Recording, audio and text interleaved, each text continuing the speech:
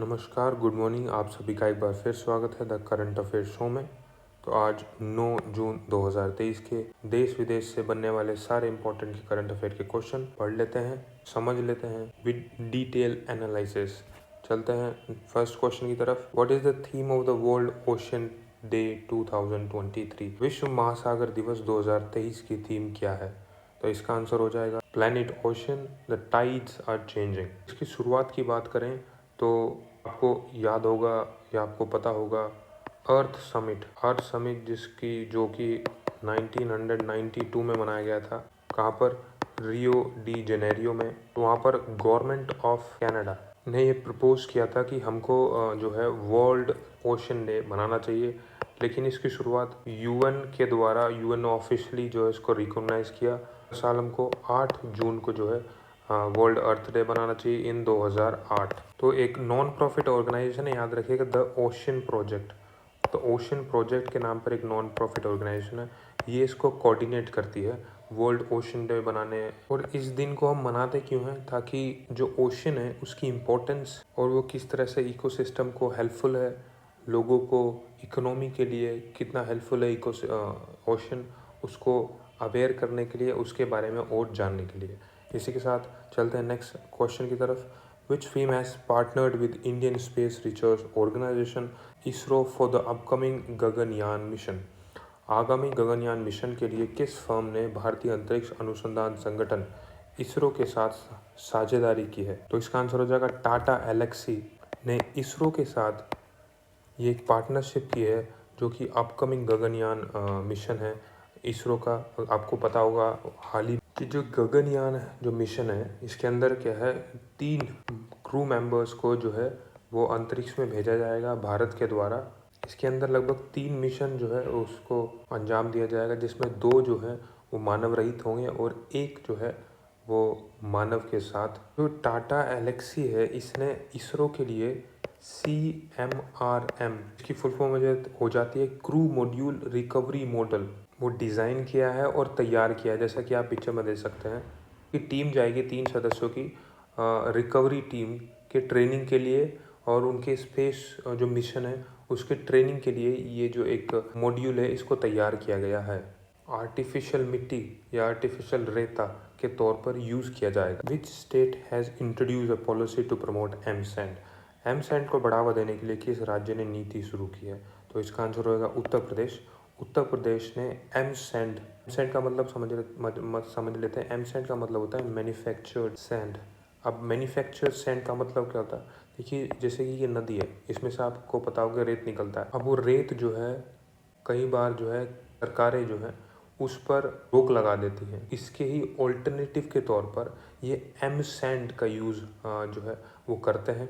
अब इस M sand में क्या होता है, जैसे मान लीजिए एक बड़ा पत्थर है, ये ग्रेनाइट है, इसको क्रश किया जाता है, इसको छोटे छोटे मतलब कि महीन, इसको इतना ऐसे क्रश किया जाता है कि ये रेत की तरह ही बना दिया जाता है। तो ये ऑल्टरनेटिव के तौर पर जो है यूज़ करने का जो प्रोसेस है, इसको बोलते हैं एम सैंड।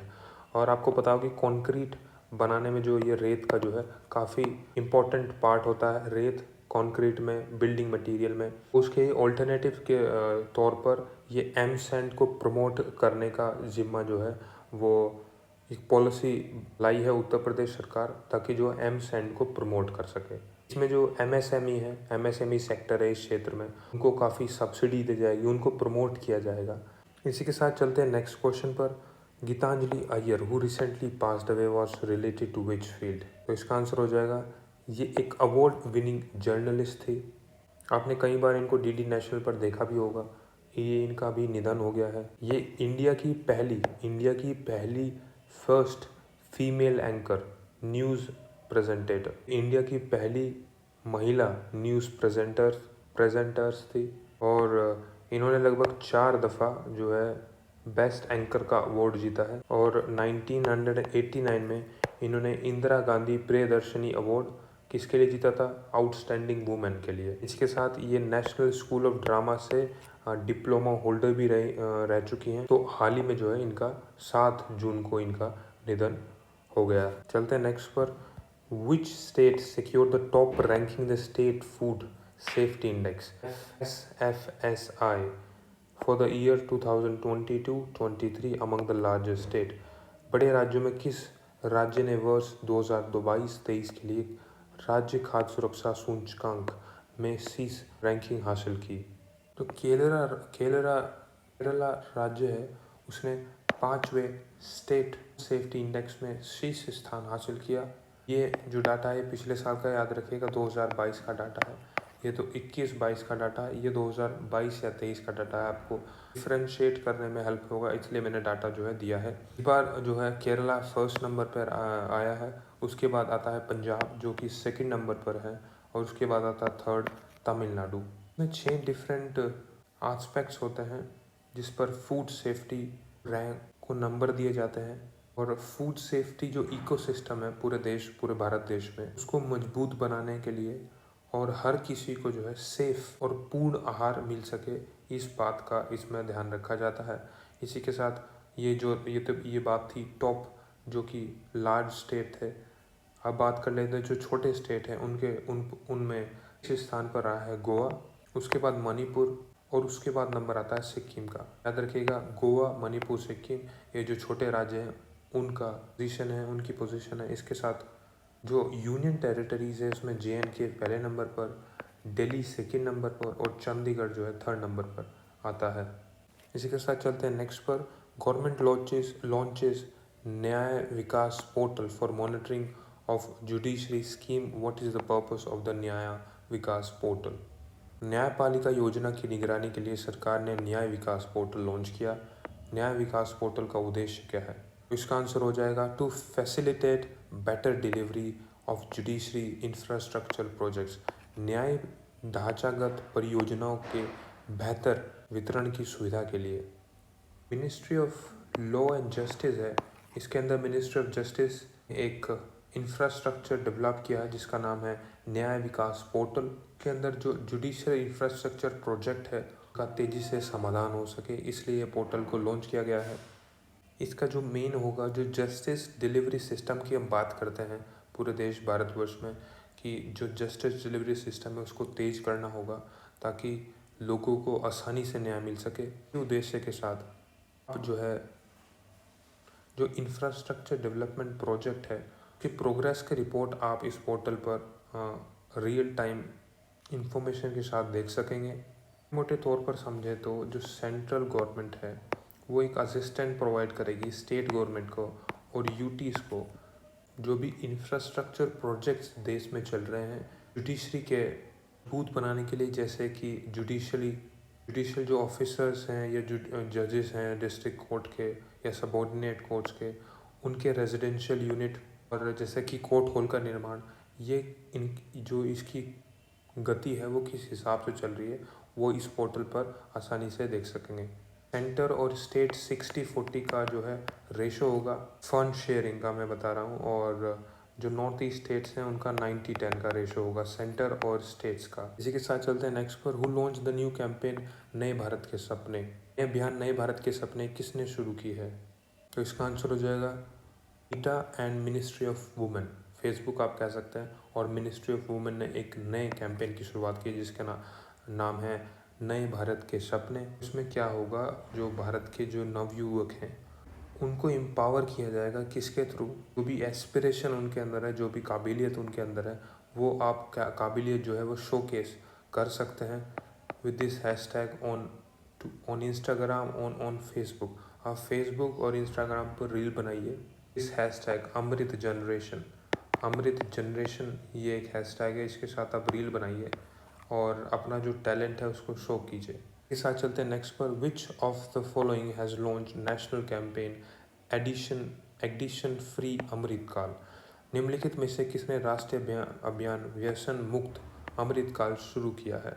हो जाएगा national commission for protection of child rights, NCPCR ने एक ये कैंपेन चलाया है एडिक्शन फ्री अमृतकाल। ये हमने 31 मई को बनाया था वर्ल्ड नो टोबैको डे, उसके उपलक्ष्य में ये कैंपेन जो है चलाया गया देश भर में, उद्देश्य के साथ कि हेल्दी भारत स्वस्थ हो और एडिक्शन फ्री भारत हो। इसी के उपलक्ष्य में OTT जो प्लेटफॉर्म है उस पर वार्निंग जारी होगी अब कि टोबैको से दूर रहिए, ड्रग्स से दूर रहिए।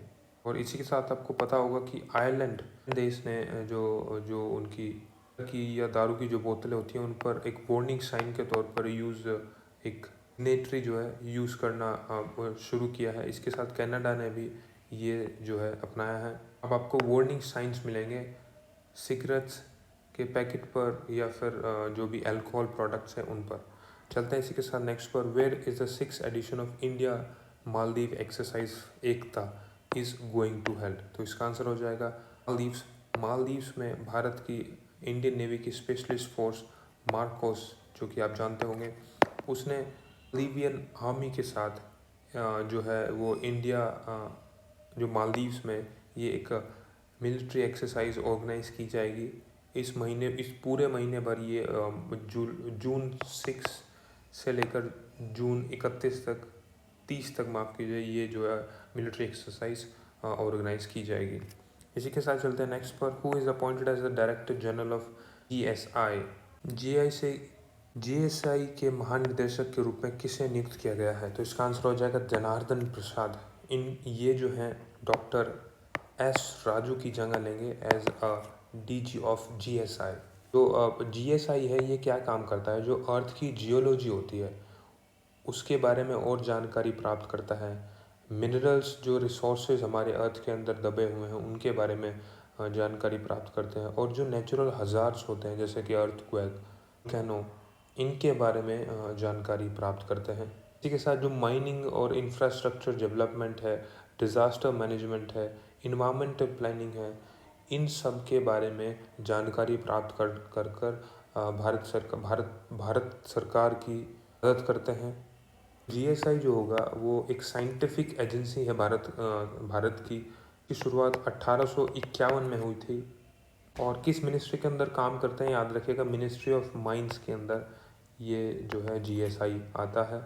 तो सेक्टर्स की बात करें तो जो स्टील सेक्टर में काफ़ी हेल्पफुल है ये, coal sector, metal sector, cement sector और पावर इंडस्ट्रीज, इन सब सेक्टर में अपना अहम योगदान जो है वो प्रोवाइड करती है जीएसआई। तो इसके महानिर्देशक या फिर डायरेक्टर जनरल कौन नियुक्त हुए हैं? जनार्दन प्रसाद, याद रखिएगा जनार्दन प्रसाद। निर्मला लक्ष्मण जो है हिंदुजा ग्रुप के नए चेयरमैन के तौर पर इनकी नियुक्ति हुई है। इसके साथ स्मृति मंधाना, ये वरंगर अगर नाम सही ले रहा हूँ तो, इसकी ब्रांड एम्बेसडर बनाई गई है। और अमरेंदु प्रकाश, ये स्टील अथॉरिटी ऑफ इंडिया के नए चेयरमैन नियुक्त किए गए हैं। याद रखिएगा इंपॉर्टेंट ये कुछ अपॉइंटमेंट्स हैं। हाँ, इसके साथ चलते हैं नेक्स्ट पर। Country will host नाटोज biggest ever air exercise over Europe. कौन सा देश जो है यूरोप में नाटो के अब तक के सबसे बड़े हवाई अभ्यास की मेजबानी करेगा? तो इसका आंसर हो जाएगा जर्मनी। जर्मनी जो है नाटो के द्वारा बड़ी एयर एक्सरसाइज जो कि यूरोप में की जाने वाली है उसकी मेजबानी करेगा। आपको पता होगा अभी हाल ही में हमने पढ़ा था कि एक आर्टिक एक्सरसाइज जो है वो द्वारा ऑर्गेनाइज की गई, किसके साथ? फिनलैंड आपको याद होगा कि ये 31वां मेंबर बना है नाटो का, जो कि नया मेंबर है।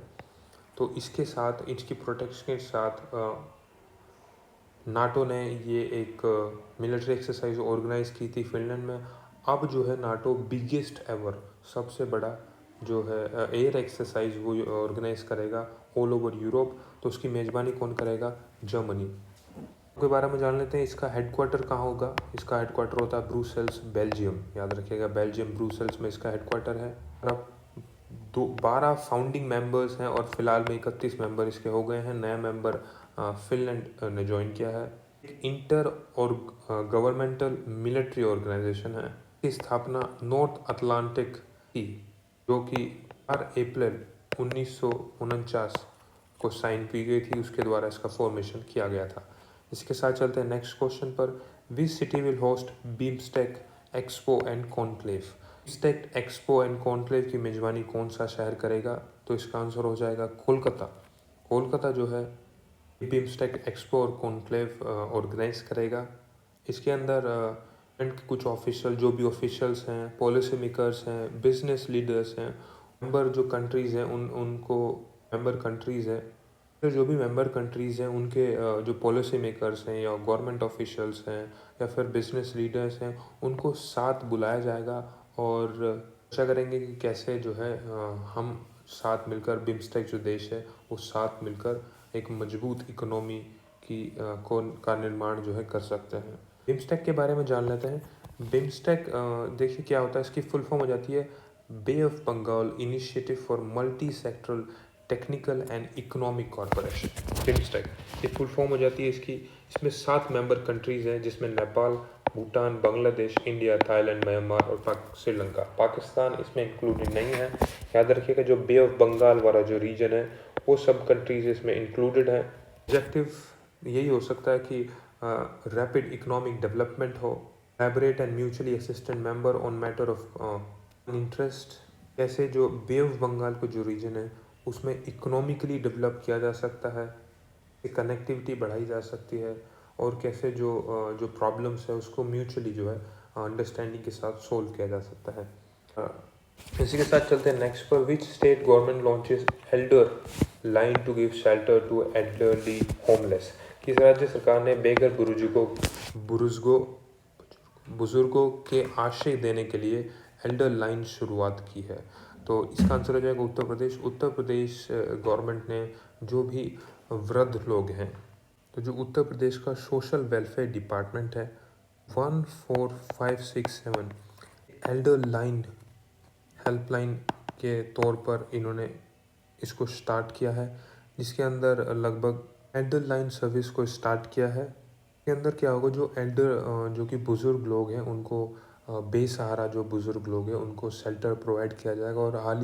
और गवर्नमेंट के द्वारा जो सोशल वेलफेयर डिपार्टमेंट उसके द्वारा कहा गया कि 75 ज़िले हैं उत्तर प्रदेश में, उसमें 75 हर एक डिस्ट्रिक्ट में एक होम एज की जो है वो उपलब्ध है और उसको और बढ़ाने की जो है उम्मीद है। इसी के साथ चलते हैं नेक्स्ट क्वेश्चन पर। How many countries elect as non permanent member of the united security council. Security council में जो है 5 अस्थायी सदस्यों की नियुक्ति को चुना गया है, 5 देशों को। यूनाइटेड नेशन सिक्योरिटी काउंसिल में 5 अस्थायी सदस्य जो है चुने गए हैं। उसमें कि सबसे पहला आता है अल्बानिया, नंबर पर सबसे पहला आता है अल्जीरिया, दूसरे नंबर पर गुयाना, तीसरे नंबर पर रिपब्लिक ऑफ कोरिया, नंबर पर सिएरा लियोन और 5वें नंबर पर स्लोवेनिया। ये 5 जो है अस्थायी सदस्य जो है चुने गए हैं। आपको ये जो जगह लेंगे अल्बानिया, ब्राज़ील, गैबन, घाना और यूएई। प्रेजेंट में 2 साल का जो टर्म होता है अस्थायी सदस्यों का, उनका जो टर्म है वो इस साल के अंत में ख़त्म हो जाएगा। तो ये जो 5 देश हैं इनको जो अस्थायी सदस्य के तौर पर ये अपना कार्यभार 1 जनवरी 2024 से संभालेंगे। इसी के साथ आपको ये भी पता होना चाहिए कि यूनाइटेड नेशन सिक्योरिटी काउंसिल है, उसमें 5 जो है अस्थायी परमानेंट मेंबर्स होते हैं, जो कि है Russia, China, USA, UK, France. ये 5 स्थायी सदस्य हैं और 10 जो हैं वो अस्थायी सदस्य होते हैं। तो इनकी टोटल जो है वो 15 हो जाते हैं, 15 मेंबर। इंडिया देखिए, इंडिया भी जो है अस्थायी सदस्य है यूनाइटेड नेशन सिक्योरिटी काउंसिल का। 2021-22 के टर्म के लिए इनकी नियुक्ति हुई थी, इसका सदस्य था। तो अब भारत जो है इसका सदस्य नहीं है। रिस्पॉन्सिबिलिटी यही है कि maintain internal peace and security in all over the globe. UNSC, इसके बारे में थोड़ा पढ़ लेते हैं। इसकी शुरुआत 1945 में की गई थी बाय यूएन चार्टर। इसके 6 ऑर्गन्स जो है वो होते हैं। नेशंस के अंदर 6 मेजर ऑर्गन्स हैं। के अंदर एक यूनाइटेड नेशन सिक्योरिटी काउंसिल है, दूसरा हो जाता है यूनाइटेड नेशन जनरल असेंबली, तीसरा द ट्रस्टशिप काउंसिल, चौथा the economic and social council और 5वां United International Court of Justice and secretariat. ये 5 जो हैं वो ऑर्गन हैं यूनाइटेड नेशन के अंदर। और उसका हेडक्वार्टर आपको मिलेगा न्यूयॉर्क में। याद रखिएगा, इंपॉर्टेंट कुछ फैक्ट्स हैं यूनाइटेड नेशंस के बारे में। तो अगर आपको वीडियो अच्छी लगी प्लीज़ सब्सक्राइब कीजिए, तो लाइक कीजिए। कोई क्वेश्चन कोई क्वेरी हो उसको कमेंट बॉक्स में लिखिए और अपना प्यार दीजिए। के साथ अपना ध्यान रखिए और तैयारी जो है मजबूती के साथ आने वाली जो परीक्षाएं हैं उनकी करते रहिए। जय हिंद, जय भारत।